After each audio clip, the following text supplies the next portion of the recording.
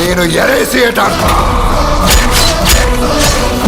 নায়ক থেকে ভয়ঙ্কর ভিলেন একটা মানুষ কিভাবে পুরো ইন্ডাস্ট্রিকে চমকে দিল। জগপতি বাবুর এই অবিশ্বাস্য কামব্যাকের গল্প আপনার ধারণা বদলে দেয়। কিভাবে তিনি নায়ক থেকে ভিলেন হলেন পুরো গল্পটি আমরা জানবো আজকের ভিডিওর মধ্যে। সুতরাং সম্পূর্ণ ভিডিওটি দেখবেন এবং আমাদের চ্যানেলটি সাবস্ক্রাইব করবেন। దానికొస్తే ఒక్కొక్కని అంతం చూస్తాడ్రా ఈ భీమరాజు దొర দক্ষিণ ভারতীয় সিনেমার জগতের এক অনন্য শক্তিশালী অভিনেতা হচ্ছে জগপতি বাবু, যিনি নায়ক থেকে ভিলেন আবার চরিত্র অভিনেতা সবকিছুতেই নিজেকে প্রমাণ করেছেন বারবার। আজকের এই ভিডিওতে আমরা জানবো তার জীবনের অজানা গল্প, সংগ্রাম, ক্যারিয়ারের উত্থান পতন আর অবিশ্বাস্য কামব্যাক, যা তাকে আবারও দর্শকদের হৃদয়ে কেন্দ্রে এনে দিয়েছে। জগপতি বাবু জন্মগ্রহণ করেন 12 ফেব্রুয়ারি 1962 সালে ভারতের অন্ধ্রপ্রদেশে। তার বাবা ভি.বি.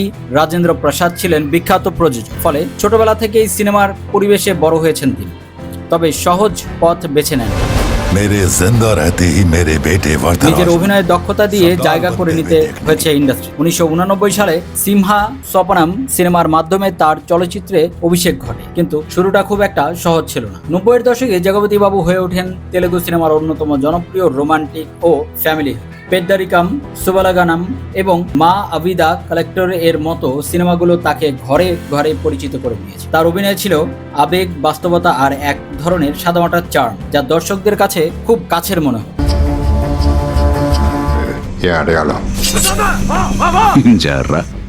তবে সবসময় এরকম থাকে না। 2000 সালের পর তার ক্যারিয়ারে আসে মন্দা সময়। একের পর এক সিনেমা ব্যর্থ হতে থাকে এবং ধীরে ধীরে তিনি প্রধান চরিত্র থেকে দূরে সরে যেতে থাকে। অনেকেই ভেবেছিলেন হয়তো তার সময় শেষ, কিন্তু এখানেই শুরু হয় নতুন গল্প, একটা অসাধারণ কামব্যাকের। 2014 সালে লিজেন্ড দ্য সিনেমার এক ভয়ঙ্কর ভিলেন চরিত্রে অভিনয় করেন তিনি। সবাইকে চমকে দেন এই মুভির মাধ্যমে। তার এই রূপ ছিল অবিশ্বাস্য।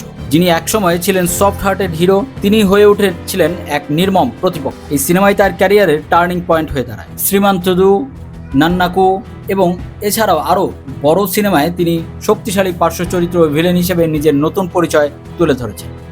বিশেষ করে রাঙ্গাসাথালাম সিনেমায় তার অভিনয় ছিল অসাধারণ, যা তাকে নতুন প্রজন্মের কাছেও জনপ্রিয় করে। তিনি প্রমাণ করেন একজন সত্যিকারের অভিনেতা কখনো হারিয়ে যায় না, বরং নিজেকে নতুনভাবে গড়ে তোলে।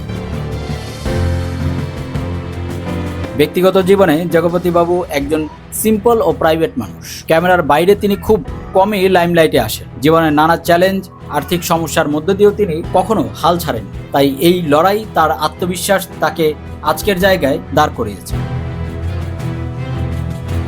বর্তমানে তিনি শুধু তেলেগু নয়, তামিল, কন্নড় এমনকি হিন্দি সিনেমাতেও কাজ করছেন। রাধে শ্যাম এবং সালারের মতো বড় প্রজেক্টেও তাকে দেখা গেছে গুরুত্বপূর্ণ চরিত্রে। শেষ কথা বলা যায়, জগপতি বাবু শুধু একজন অভিনেতা নন, তিনি একজন জীবন্ত অনুপ্রেরণা। তার ক্যারিয়ার আমাদের শেখায় ব্যর্থতার শেষ নয়, বরং নতুন শুরুর সুযোগ। আর সেই কারণেই তিনি আজকে দক্ষিণ ভারতের সিনেমায় এক অটল নাম। যদি এমন অনুপ্রেরণামূলক গল্প আরও দেখতে চান, তাহলে ভিডিওটিতে লাইক দিন, কমেন্টের মাধ্যমে আপনাদের মতামত জানান, শেয়ার করুন এবং সাবস্ক্রাইব করে সাথেই থাকুন।